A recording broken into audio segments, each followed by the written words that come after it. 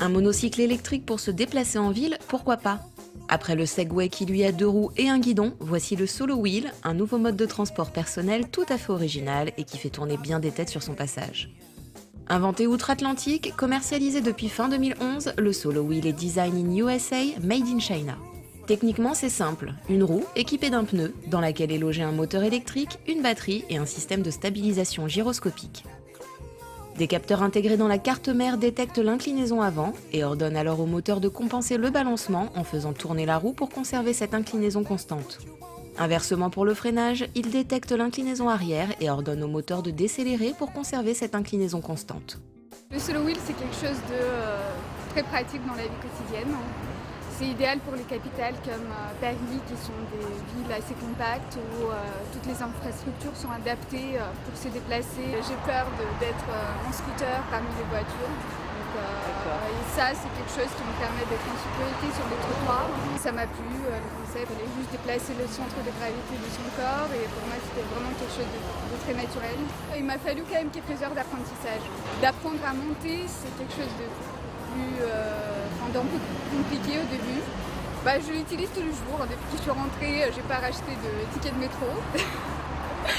Voilà, donc je me déplace qu'avec ça. Si son tarif est proche de celui d'un très bon scooter 50, en Solo Wheel, vous restez un piéton. Pas d'assurance, pas d'essence, pas de PV et pas de test d'alcoolémie. Mais vous irez moins loin et moins vite qu'à 2 roues. Sa batterie vous permet de parcourir entre 8 et 11 km en fonction de votre poids et du terrain à une vitesse maxi de 20 km/h. Pour ce qui est du poids justement, le Solo Wheel est accessible à tous entre 30 et 100 kg, ce qui laisse une belle marge. Si vous tombez en panne, et puisqu'il faudra quand même le porter de temps en temps grâce à une poignée dédiée, sachez qu'il pèse tout de même 11 kg. Comptez 1h30 pour une recharge complète avec le chargeur standard 1,5 A de série et 1 heure avec le chargeur 2 A en option à 179 €. Vous prendrez garde à la pression du pneu, entre 2,3 et 2,6 bars en fonction de votre poids, que vous pouvez réparer vous-même ou faire réparer dans un point de vente agréé.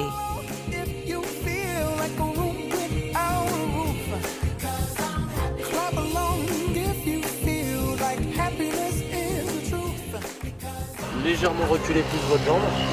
Voilà, parfait, ok. Et là, et allez-y, hop. Voilà, je fais mes premiers tours de roue sur le Solo Wheel. Pour tout dire, c'est vraiment pas évident la première fois. On serre bien l'appareil entre ses mollets et on essaye de se décontracter surtout parce que au début on est un peu tendu. Ce qui est simple, c'est qu'on se penche vers l'avant pour avancer et pour s'arrêter, on appuie sur les talons et on se penche en arrière. Donc, c'est simple dit comme ça. Après, la pratique, c'est encore autre chose. Le mieux, c'est de faire une petite formation chez Solo Wheel. C'est gratuit. Alors Maya, ce qu'on va faire, c'est que tu vas bien te mettre droite, relax. Voilà, tiens-toi bien droite. Voilà, tu regardes l'horizon. Ce qui ressemblerait le plus à la conduite d'un 2 roues, c'est cette histoire du regard en fait. C'est le regard qui mène vraiment le Solo Wheel. Le système en lui-même est assez bluffant d'efficacité. Le problème quand on débute, c'est qu'on est tellement concentré, qu'on est tendu. Ouh là là. Allez, vas-y, t'accélères là. Ouf. Allez, on accélère. Cool, relax, juste on serre les jambes. On sent bien les muscles des cuisses qui travaillent. Ça doit faire aussi les abdos. Super.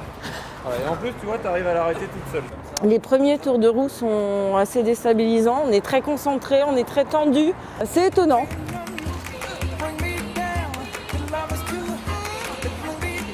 Le Solo Wheel franchit les trottoirs jusqu'à 5 cm et monte les côtes jusqu'à 30%, mais cela consomme beaucoup plus d'énergie et use plus vite la batterie.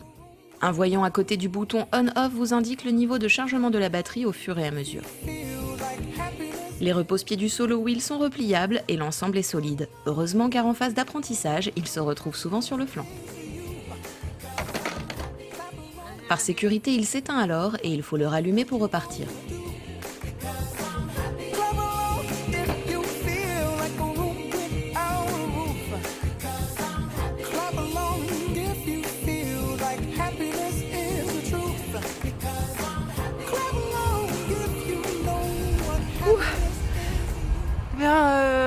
qu'on a maîtrisé un petit peu l'engin, c'est assez jouissif.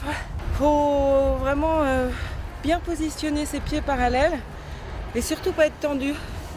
C'est ce qui m'a bloqué le premier jour. Et au fur et à mesure, on se détend.